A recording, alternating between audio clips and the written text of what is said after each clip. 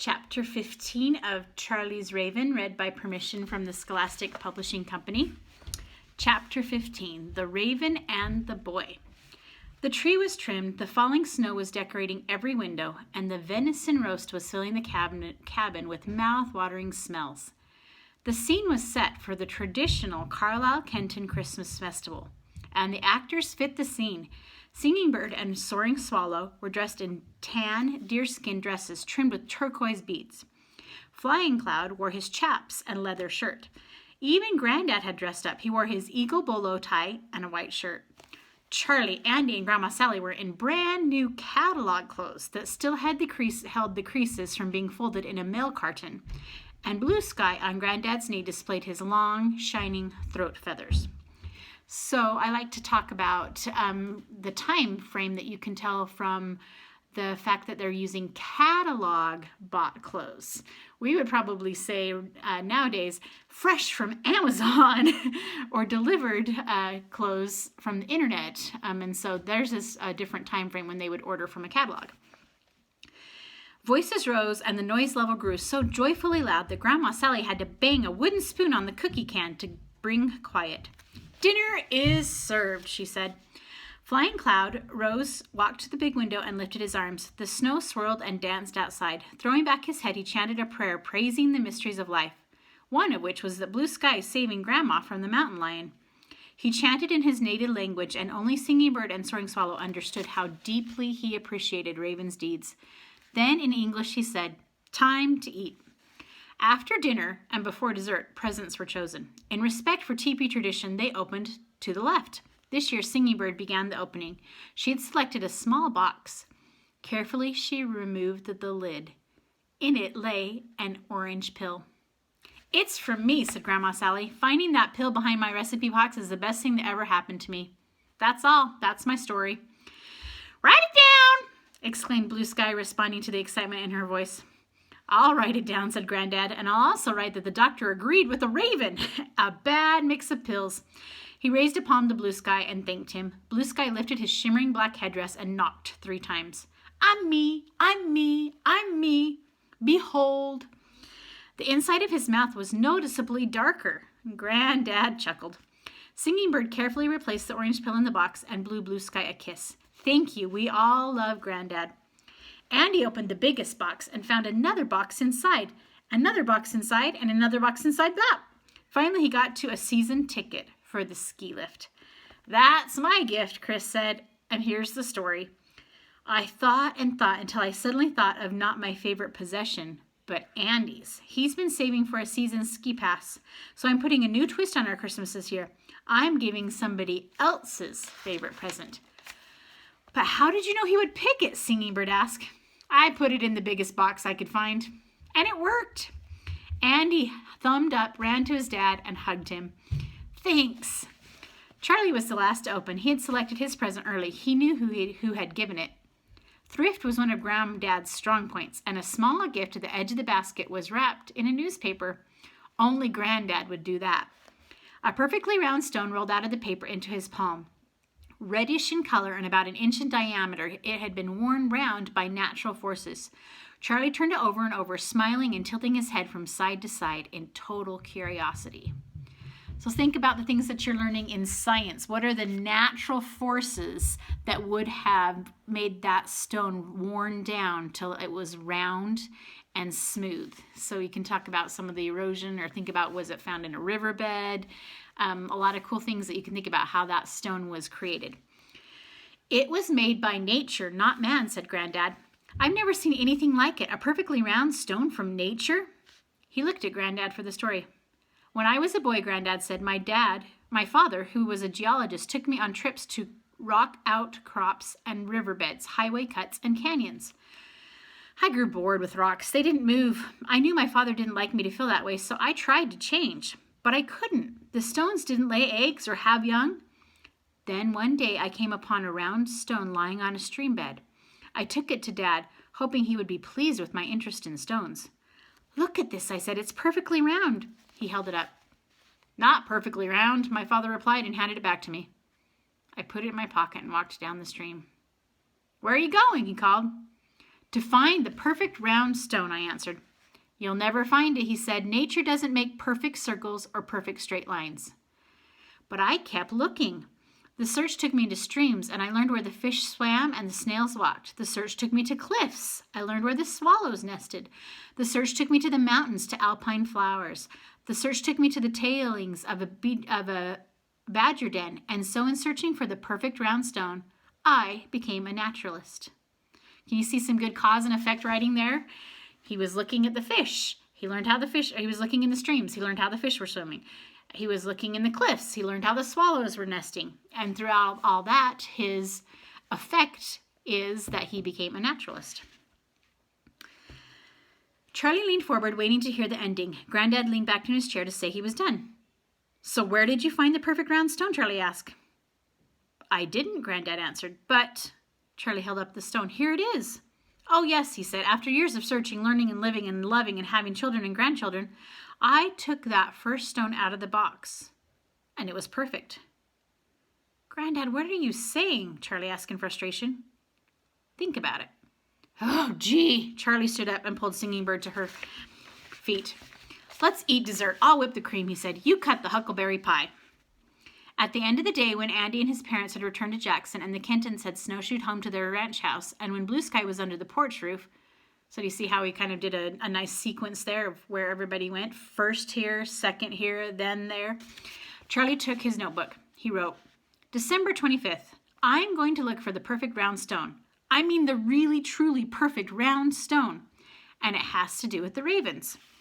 He was catching on to Granddad's maddening ending remark. Think about it. The next morning before breakfast, Granddad tapped his barometer and studied the movement of the needle. A big storm is coming, he announced. The atmospheric pressure is dropping fast. Outside, the biological barometers were already aware of the storm. Although the sky was still bright and clear, Blue Sky knocked on the kitchen window to come in. Quill the porcupine rolled his feet and nose into his belly. With his quills thrust out to stab enemies, he went to sleep. The bison sought shelter under the trees along the irrigation ditch. The wolf curled up by a rock at the foot of Bison Butte and covered her bare nose with her tail. Under the snow near Charlie's cabin, 4 families of deer mice began tunneling toward one another. They met in Grandma Sally's snow-buried lettuce garden, and putting 4 feet and hind feet around each other, tucked heads into bellies and under necks, 12 little mice made themselves into one big, warm ball of body heat. So it's kind of fun to think about what preparations do you make when you know that there's a big storm coming. We see on the barometer the pressure is dropping. That we learned in science that shows there's a storm coming. And do you get out your boots ready for school, or do you make sure that you have your snow shovels and your ice melt ready? I know some people put like blankets on their car windshields if they're going to be outside. So just like us, the animals have their preparations. At noon, blue-green clouds obscured the mountains. The blizzard struck at 4 o'clock. Screaming winds blew snow horizontally and plastered against the buildings, cars, trees, bison, and mountains. Inside Granddad's ranch house, the wood stove threw off its bone-warming heat. The Carlyles took up quiet activities. Grandma Sally sat close to the fire doing a crossword puzzle. A smiling Granddad watched the bright dancing flames through the glass window of the stove. So dancing flames, I'm guessing someone can figure out that that's personification, right? You're giving a personal quality of dancing to the flames, the object. So dancing flames through the glass window of the stove. Blue Sky dozed on his knee. Charlie bent over a card table, thumbing through his notes. What are you doing, Granddad finally asked. I'm looking for the perfect stone in my notes. That's a good start, Granddad commented. You're more mysterious than Blue Sky, Charlie said, and turned back to reread an entry. The telephone rang. It was Singing Bird. Her voice was airy but serious.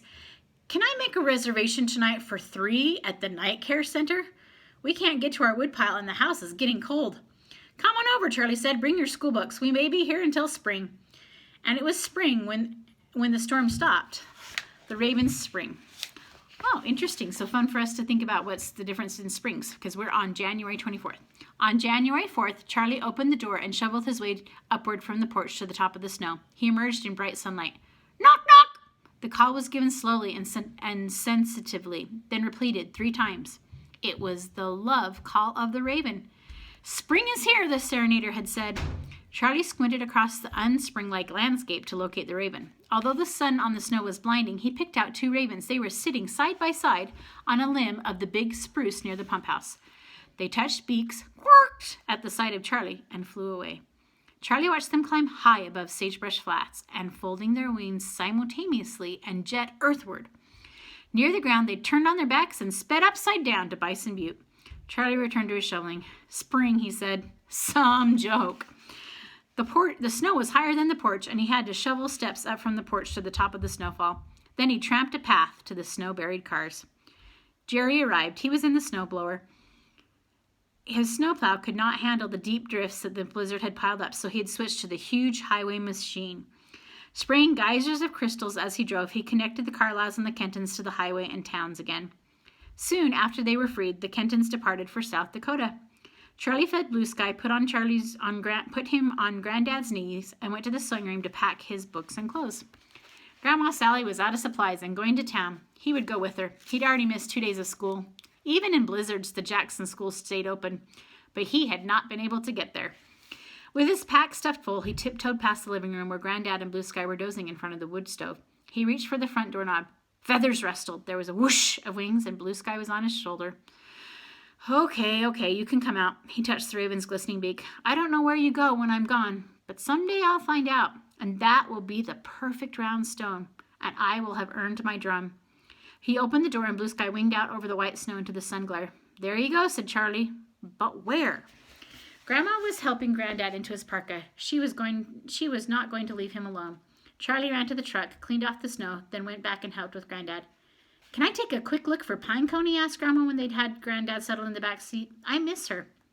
Well, hurry, she said. I see wind blowing snow across the flats. We'll get stuck in a drift if we don't leave now. Never mind, Charlie said and jumped in the truck. He knew perfectly well he would not see Pinecone. She, too, had gone where ravens go in winter. They were almost to Sagebrush Flats Road when a bull moose leapt over a snowpile into their path. He completely filled the 1-lane corridor between the banks of snow, so they had to stop the truck. Move, Charlie called, and stepped out to chase the moose away. The huge animal reared and raised his enormous front feet with their cleaver-sharp hooves. He was ready to strike. Charlie got back in the truck and slammed the door shut. The moose struck, missed, then charged. Grandma Sally backed up the truck. The moose charged again. Grandma Sally backed up again. Then the moose lowered his head to contemplate the massive blue object before him. The great belt of fur that hung from his throat swung from side to side. His wide nostrils flared. He reared again. Grandma Sally backed the truck up to the gate, and he struck the air. The moose calmed down and chewed on aspen twig. Grandma Sally waited for him to leave. 15 minutes passed. Charlie saw a raven alight on a telephone pole and tried to see if it wore bands. He was too far away to tell without binoculars. He sat back. The wind blew snow higher and higher, and the moose turned to leave. Charlie opened the door to get out and help Granddad to the house. The moose scraped the snow with his front hooves, lowering his head, and ran straight at the open door. Grandma Sally backed up. The raven appeared and followed the moose. Despite all that was going on, Charlie had time to be surprised to see a raven following a moose. He now knew ravens followed animals that would lead them to meat, but he couldn't imagine what a raven would want to eat the herbs and twigs that moose eat. He turned to Granddad. He was peering at the raven, too. Things are really tough, Granddad said, when a raven has to follow a moose. Or we have a raven who doesn't know a moose from a wolf. Pinecone, suggested Charlie. She might not know. She was partially raised by us. Has she ever come back since she left us? Not to my knowledge, said Granddad. I'm afraid she met the fate of most of the young wild things. Oh, Will, said Grandma Sally. Why do you have to say that? So are you thinking do you know what he means by the fate of most of the wild young things? We talked a little bit about how harsh it is in that environment and how not very many of them survive. So I'm guessing Granddad thinks she's died. The moose stopped eating and faced the truck. He was determined to win this battle. The blue truck was mighty, but Bull Moose, was mightier. I guess we don't need supplies today, Grandma Sally said. We'll open a can of soup. And I guess I don't need school today, Charlie cheered. Grandma Sally backed the blue truck to the foot trail, earning enough distance and time to get Granddad out of the truck and into the house. The moose watched them, then turned and waded through snow up to his belly and ate Granddad's aspen twigs. So that's a story I don't think I've ever heard when someone's been tardy. I was tardy because our car was being chased by a moose, and we had to keep backing up so we couldn't come to school. Definitely a different experience. Inside the ranch house, Grandma Sally called, "Anyone for canned soup?" and went to the cellar for the emergency rations without waiting for an answer. Charlie and Granddad watched the moose through the kitchen window. They exclaimed over his magnificent antlers, which were 4 feet wide and 3 feet deep. They chuckled when his lips shot out like fingers and neatly picked the tender twigs. "The old boy knew where he was going," Granddad said. "There goes the neighborhood." Cork! Blue Sky was back. Charlie ran outside. "And where did you come from?" he asked. "I saw you heading for the highway and the park, or wherever you go when I'm gone." "Oh, hey, that raven that was following the moose was not following the moose. He was following me. And it was you, Blue Sky, you." Blue Sky floated down to Charlie, rustling his feathers as he approached, and rode in sight on his shoulder. "Granddad," Charlie called, "I think I know where Blue Sky goes when I'm not here." "Where?" "I'll have to run another experiment before I know for sure. It may take a little time."